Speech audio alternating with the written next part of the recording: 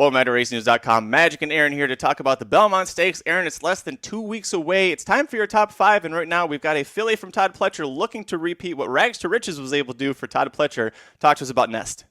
Yeah, I mean, it's interesting. The guy, Todd Pletcher, who won, like you said, with Rags to Riches, is going to try it again with another filly in Nest. And there's really not a great reason to put her in here. It's not that I don't think she's going to be competitive. I have her number 5 on the list. And you never know, by the time the race gets here, maybe she moves in the top 3 or 4. We'll see how it sets up and how it unfolds.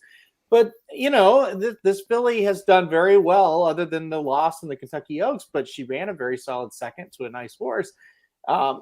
You got to have confidence if Todd has confidence, right? I mean, he doesn't just enter horses for the hell of it. He enters to win. And I think he's pretty confident in what Ness can do here. Like I said, she's been really impressive. From a speed figure standpoint, it's a little low. Her numbers, no matter what you look at, they're a little bit low.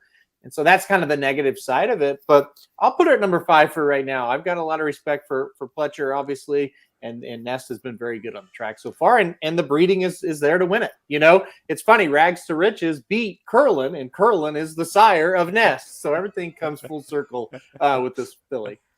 Well, it's also interesting, too, with Ness is she was second to Secret Oath in the Kentucky Oaks, and Secret Oath was a good 4th in the Preakness Stakes. So if she's one position behind Secret Oath, 5th is the perfect spot for her right there in the Belmont. Player underneath in the super high 5 is what Aaron is saying. Where are you going number 4, buddy?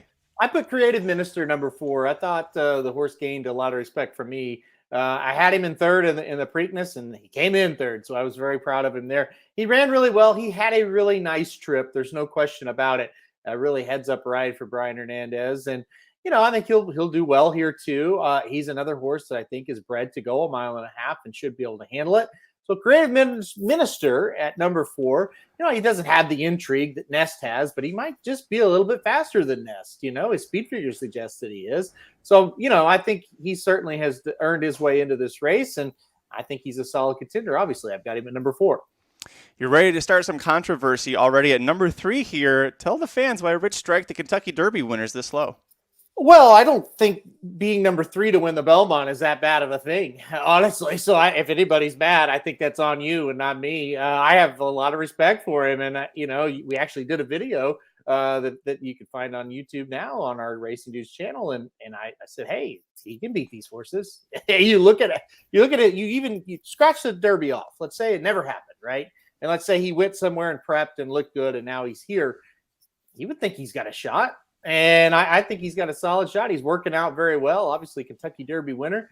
I'll put him at number 3. And if I have him ranked number 3, depending on how sequences fall, you just never know what races are going to surround this one and who's going to be in it. But I think he's going to be on pick 3, pick 4, pick 5 tickets. And that's certainly more than I could say about him in the Kentucky Derby. He wouldn't have been anywhere. I listen, he's working out fantastic. He beat a better field than what he has to beat here. I think number 3 fits him pretty well. Well, there's 2 horses that you think are a little bit better chance to win the Belmont Stakes right now than Rich Strike. Where are you going number 2? Well, number 2, I have We the People, and I'll fully admit that the last race could have been a little bit of an aberration. I mean, it was over a sloppy track. He didn't have a lot of pace presence in the Peter Pan, but boy, did he look good. And he really strutted out nicely. He's got a pedigree that should be able to win the Belmont, should be able to go 1.5 miles. The biggest reason why I have him number 2 and maybe not down the list a little bit further, where is the pace in this race? So, yeah, he got a great setup of the Peter Pan. Is he not going to get that again? I think he's going to be really hard to run down if he gets that kind of trip that he got in the Peter Pan. And like I said, on paper, it looks like he's going to. So We the People at number 2. We'll see as the race gets here. Maybe he even moves up a little bit further to number 1. Who knows? If you have those past performances right in front of you and you're looking, it's like, wow, he's the lone speed by a lot. And it's the Belmont, a race that usually, a horse on or near the lead wins it. It might be hard to go against it. But right now, I'll put him at number 2. Well, and he's a son of Constitution who just 2 years ago with 'Tis the Law, his very first crop won the Belmont Stakes as well, and a grandson of the great sire Tappet, who has produced a lot of great Belmont horses as well. So to your point, Aaron, again, the breeding is there for him, but there is another horse that you have even higher ranked than him. Tell us about Mo Donegal. Yeah, you have to put him number 1. Well, at least I have to, in my opinion. I mean, he hasn't done anything to make you think he can't win this race. He beat the Preakness winner 2 back in the Wood Memorial in a race where the Preakness winner was alone on the lead, much like we were kind of projecting We the People.